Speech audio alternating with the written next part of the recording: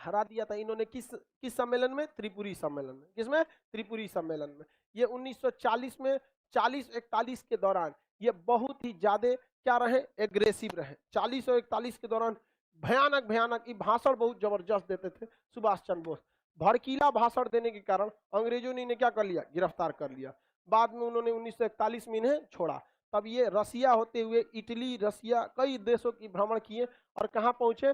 Germany में पहुंचे। और जर्मनी के पास पहले से जर्मनी में हमारा देखिए 1937 में 39 में 1937 में चुनाव हुआ और 1939 में अंग्रेजों ने भारत के कितने सैनिकों को लेकर गए थे और किसके खिलाफ लड़वा रहे थे? हाँ, जर्मनी के खिलाफ लड़वा रहे थे। और सुभाष चंद्र बोस कहां पहुंच गए? जर्मनी। और जर्मनी में हिटलर के पास गए मिलने के लिए। तो हिटलर को मिलने के लिए दिया गया। हिटलर के ऑफिस में कौन पहुंचे? सुभाष चंद्र बोस। और हिटलर के ससुर के हिटलर आया, सारे लोग सैल्यूट किए, हिटलर आ गया, सर सर सर हिटलर आ गया। हिटलर, सुभाष चंद्र बोस खड़ा भी नहीं है हिटलर के आगे। हिटलर चल गया गुस्सिया के। बाद में पता चला नकली हिटलर था, उसका फेस वैसे ही मिलता था। उसके बाद आया ओरिजिनल हिटलर, सारे सैल्यूट किए, सॉरी हिटलर। ओकरो देख के सुभाष चंद्र बोस वैल्यू नहीं दिए। बाद में पता चला यो नकली था। जितना आया सब उसके खुद के बॉडीगार्ड कंफ्यूज हो जाते थे सब, लेकिन सुभाष चंद्र बोस नहीं। ओरिजिनल जब हिटलर आया,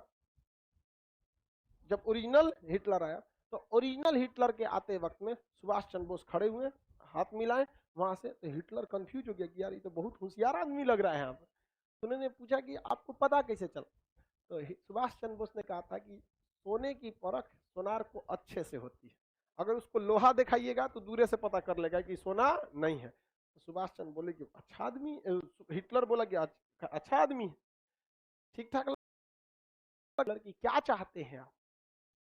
तो सुभाष चंद्र बोस ने कहा है कि हम बहुत खतरनाक चीज चाहते हैं। क्या चीज?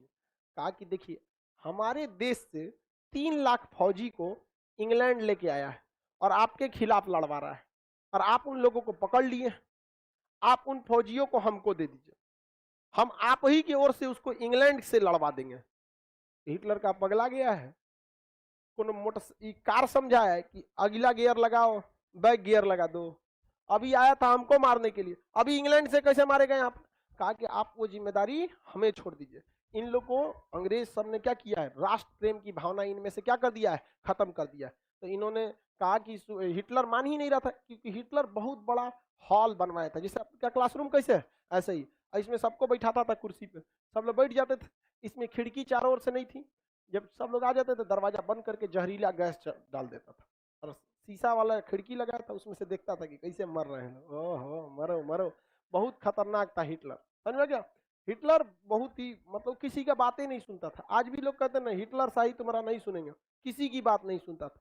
सुभाष चंद्र बोस ने कहा कि आप मार के क्या करेंगे, आप हमें एक मौका दीजिए, हम इन भारतीय सैनिकों को अपने देश ले जाएंगे, और अपने देश ले जाके किसको मारेंगे? ब्रिटेन वाले को मारेंगे। तो ब्रिटेन वाला वहां पिटाएगा तो यहाँ पे भी उसका असर देखने को मिलेगा। तो हिटलर ने मौका दिया किसको? सुभाष चंद्र बोस को। सुभाष चंद्र बोस के पास बहुत सारे फौजी थे, तो देखे उन्होंने मनाया कि भाई देखो अंग्रेजों को मारो, ऐसे गांधी जी की तरह नहीं कि प्रथम विश्व युद्ध में साथ दिए आजादी मिलेगा, मिल गया आजादी नहीं, तो तुम द्वितीय विश्व युद्ध में अंग्रेजों का साथ देने आए हो, आजादी मिलेगा? कभी नहीं मिलेगा। भारतीय सैनिक पहले सुभाष चंद्र बोस के खिलाफ थे, क्योंकि सैनिकों को वेतन ठीक ठाक इंग्लैंड दे देता था, लेकिन भारतीय सैनिक जो थे उनको मोटिवेट किए सुभाष चंद्र बोस। बर्मा में इन्होंने प्लान बनाया कि बर्मा के रास्ते मतलब म्यांमार के रास्ते भारत में जाया जाएगा। सुभाष चंद्र बोस बहुत जबरदस्त है, उनका एक नारा भी था, तुम मुझे खून दो मैं तुम्हें आजादी दूंगा। सुभाष चंद्र बोस सबको क्या किए? एकदम मोटिवेट किए सारे सैनिकों को। वह खून कहो किस मतलब का जिसमें उबाल का नाम नहीं, वह खून कहो किस मतलब का आ सके देश के काम नहीं, वह खून कहो किस मतलब